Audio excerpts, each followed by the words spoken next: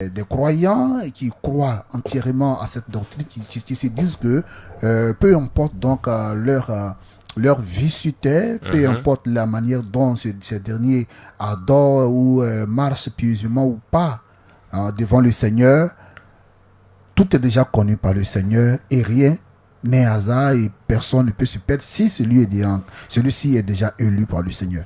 Qu'est-ce que vous dites face à cette effectivement, je vais aller plus loin. Il y a certains qui disent non, mais que si jamais...